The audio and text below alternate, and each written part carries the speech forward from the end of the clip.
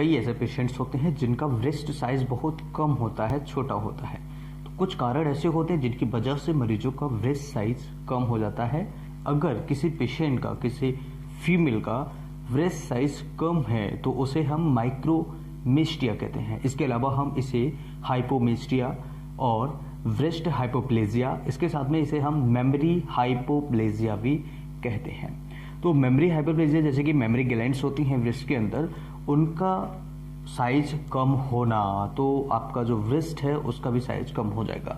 इसकी कुछ pathological conditions की अगर हम बात करें, कुछ ऐसे कॉज होते हैं जिनकी वजह से पेशेंट का ब्रेस्ट साइज कम हो जाता है। तो ऐसे कौन से प्रॉब्लम्स होती है जिनकी वजह से पेशेंट को ऐसी दिक्कत हो सकती है, सो थोड़ा सा समझिएगा इसके बारे में।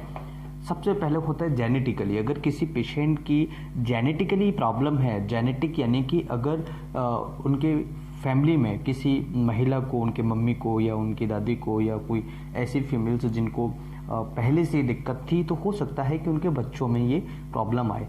इसके बाद हो सकता है कि किसी पेशेंट को पॉलैंड सिंड्रोम हो। ये क्या होता है, बर्थ से ही होता है, जो कि अनडेवलप या अंडर डेवलप्ड ब्रेस्ट होते हैं, ठीक है। और इसके अलावा अगर हम बात करें पॉलैंड सिंड्रोम में, तो पॉलैंड सिंड्रोम में चेस्ट मसल्स जो होती हैं पेशेंट की, या चेस्ट जो होता है वो सही से डेवलप नहीं होता है, चेस्ट मसल भी पेशेंट की सही से डेवलप नहीं हो पाती हैं, राइट। अब अगर बात करें इसके अलावा और कौन से कारण होते हैं, तो ब्रेस्ट डिसऑर्डर्स हो सकते हैं, जैसे कि अल्नर मेमोरी डिसऑर्डर्स। ये रेयरली होता है, इनहेरिटेड होता है, लेकिन बहुत कम होता है। लेकिन कई ऐसे पेशेंट्स होते हैं, कई ऐसे महिलाएं, माताएं, बहनें होती हैं जिनमें ये दिक्कतें देखने को मिल सकती हैं।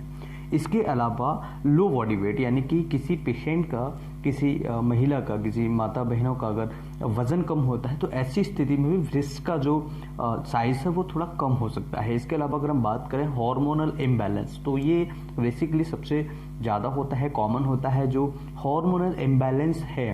तो हार्मोनल इम्बैलेंस में काफ़ी सारी प्रॉब्लम्स पेशेंट्स को होती है। इसकी वजह से भी पेशेंट को कई सारी दिक्कतों का सामना करना पड़ता है। तो ये एक ऐसी मेडिसिन है जिसकी हेल्प से ब्रेस्ट एनलार्जमेंट, आप ब्रेस्ट का साइज आप बढ़ा सकते हैं।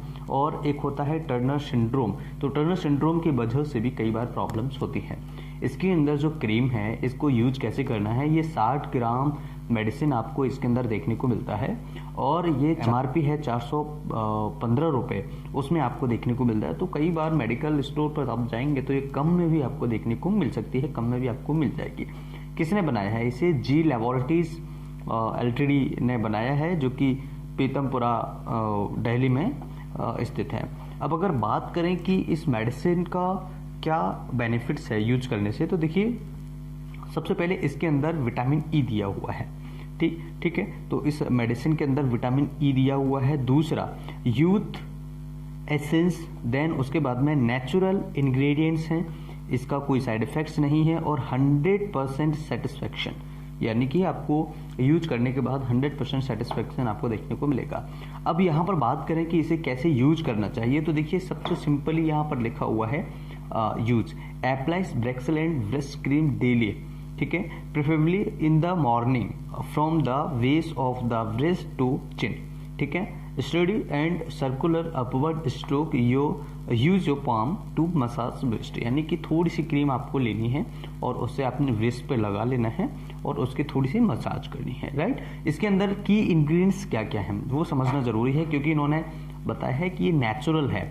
तो देखिए इसके अंदर एलमोंड्स हैं, देन उसके बाद में आपको यहाँ मिल जाता है ऑलिव ऑयल है, एंड इसके अलावा आपको यहाँ मिल जाता है अलसी oil, vitamin E and glycerine है आपके देखने को मिल जाता है, डायमेथिकोन इसमें देखने को मिलता है, एंड लेनोलिन इसके अंदर देखने को मिल जाता है।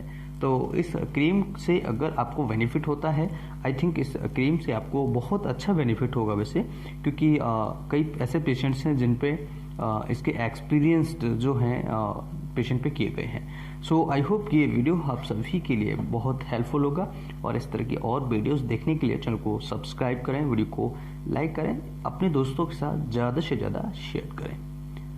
फिर मिलेंगे इसी तरह की नई वीडियो में, तब तक के लिए बाय बाय।